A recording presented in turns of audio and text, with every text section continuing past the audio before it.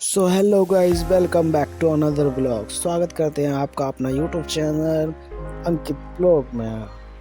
ज़्यादा देर नहीं करते हो, आज का ब्लॉग स्टार्ट। आज था मेरे दोस्त का रोका, और रोके के बाद सारी काम ख़त्म करने के बाद हम चल दिए अपने मंजिल की ओर। हम चल दिए मॉडल शॉप की तरफ, और हमारी पार्टी शुरू होती है। अब हम पहुँच गए मॉडल शॉप पर, और हमने यहाँ देखा लेगेसी। ये जो सामने जाके लग रही है लेगेसी है।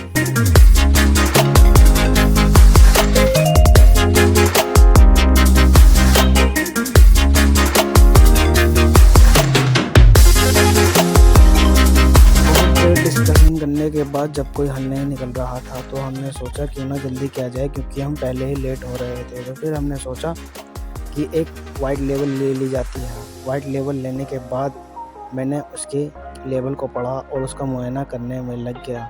मुआयना करते करते मैंने सोचा कि क्यों ना इसके साथ कुछ और ऐड किया जाए। इसके साथ ऐड करने के बारे में मैं सोच रहा था, तो मैंने अपने दोस्त से पूछा, तो उसने बोला बडवाइज़र ले लो भाई। बडवाइज़र लेने के बाद इसका टोटल करते हुए मैंने इसका पेमेंट स्क्वायर पे कर दिया, और आगे की तरफ चलते हुए अंदर जाकर हमने देखा फिर से ये लेगेसी के बाद मैंने अपने लिए ले ली एक थम्स अप। उसके बाद खाने की तलाश में हम चल दिए हापुड़ में रेलवे रोड की तरफ। रेलवे रोड में हमें जाना था जोका पर जाने के लिए हम रास्ते में ही जा रहे थे, और रास्ते में ये देखो हापुड़ के हसीन नज़ारे। जाते जाते हमने देखा कि आज तो शहर बहुत चकाचौंध सजा हुआ है, और आगे मेरा दोस्त स्कूटी चला रहा है और मैं उसके पीछे बैठा हूँ।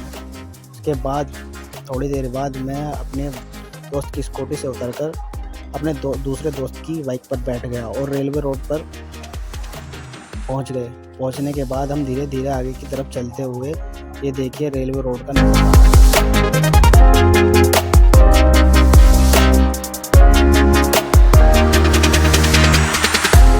रेलवे रोड पर पहुंचने के बाद हमने फ्रीगंज रोड पर होते हुए ये ट्रेंड्स के सामने से कट लिया, और कट लेने के बाद हम जोगा की तरफ चल दिए। जोगा में जाने से पहले ये कमल्स ढाबा पड़ता है। कमल्स ढाबा के बाद हम आगे की तरफ चल रहे हैं, और जैसे ही मैंने जोका की तरफ देखा, तो जोका बहुत ही सजा धजा नज़र आ रहा था। ऐसा लग रहा था कि अंदर कोई बड़ी पार्टी चल रही है, और हमने कुछ नहीं देखते हुए सीधे के अंदर पार्टी में घुस गए। और आप लोग हैरान हो गए कि हमारी हालत सबकी नॉर्मली थी। अब कोई नेकर बनियान में था, कोई टी शर्ट में था। और जोका में पहुंचने के बाद हमें एहसास हुआ कि हम सभी एक पार्टी में पहुंच गए हैं, जो कि हमारे मतलब की पार्टी नहीं थी, और वहां पर खाने के लिए भी कुछ नहीं मिलने वाला था। हमें तो बहुत तेज़ भूख लग रही थी। भूख का इंतज़ाम करने के लिए मेरे दोस्त ने एक आइडिया दिया। वो बोलने लगा, भाई दिल्ली रोड पर चलते हैं, जहाँ कभी पहले जाते थे। तो हमने अपनी स्कूटी और बाइक को दिल्ली रोड की तरफ लगा दी। दिल्ली रोड पर अभी हम जा रहे थे मालावर रेस्टोरेंट में। मालावर रेस्टोरेंट एक साउथ इंडियन रेस्टोरेंट है। गुरुद्वारे को पार करते हुए हम चल दिए रामलीला ग्राउंड की तरफ। रामलीला ग्राउंड से आगे अब हमें जाना था मालावर रेस्टोरेंट। मालावर रेस्टोरेंट पहुँच कर मिलते हैं आप सभी से।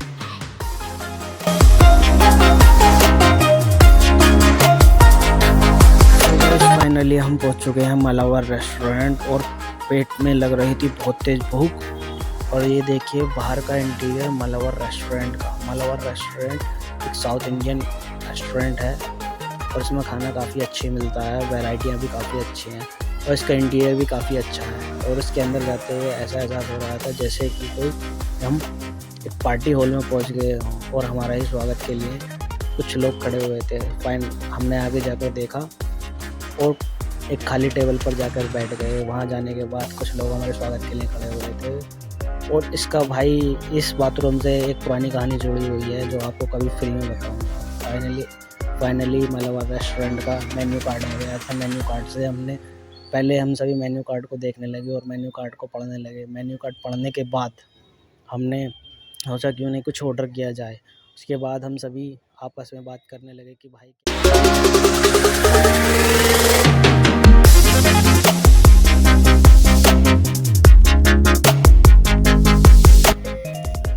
बातों में पता नहीं चला कब हमारे लिए वेलकम ड्रिंक आ चुकी है। स्टाफ ने हमारा स्वागत वेलकम ड्रिंक के साथ किया।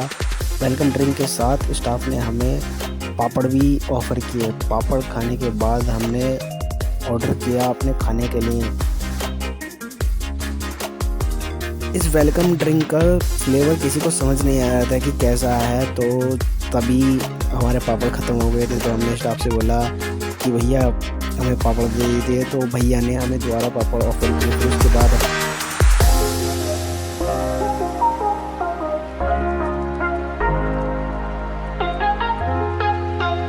तो हमने रेस्टोरेंट वाले भैया को ऑर्डर दिया और हमारी वेज चाउमीन बनकर आ चुकी थी। वेज चाउमीन हम सभी ने काफ़ी अच्छी तरीके से एंजॉय की और इस वेज चाउमीन का जो टेस्ट था काफ़ी अच्छा था और सभी ने वेज चाउमीन काफ़ी एंजॉय की।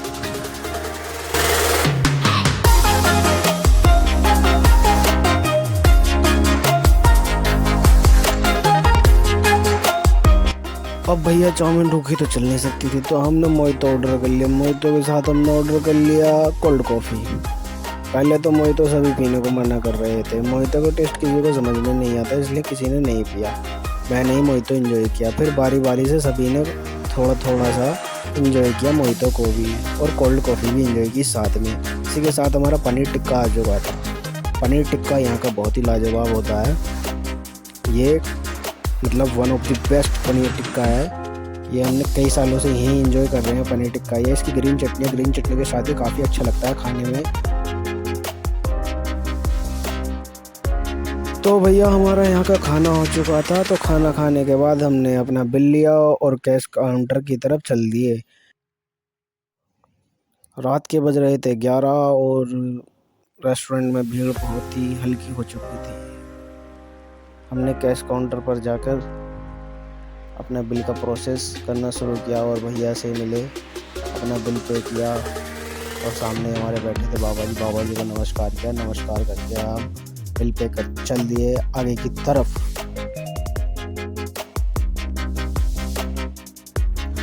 बाहर आते के साथ ही मेरे दोस्त बोलने लगे, भाई अभी कुछ अधूरा अधूरा सा लग रहा है। मैंने पूछा भाई क्या हुआ?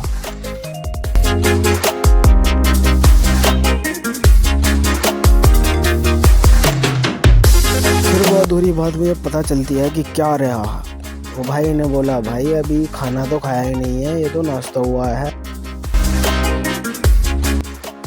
तो फिर हमने आगे देखा न पीछे देखा। फिर हमने स्कूटर मोटरसाइकिल रेलवे रोड की तरफ लगा दी। रेलवे रोड के सड़कों से होते हुए हम सिटी हाट की तरफ चलने लगे। सिटी हाट पहुंचने के बाद आपसे मिलते हैं दोस्तों।